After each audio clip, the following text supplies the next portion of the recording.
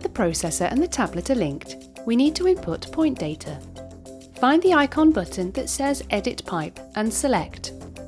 Press the grey bar where, in this example, 125 meters is located.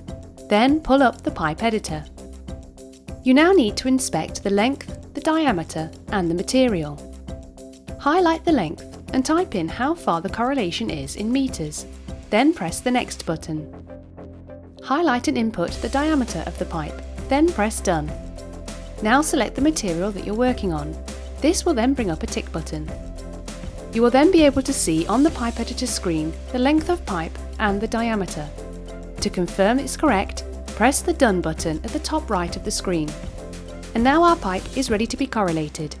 To do this, select the Run button at the bottom right-hand side of the screen to run the correlation.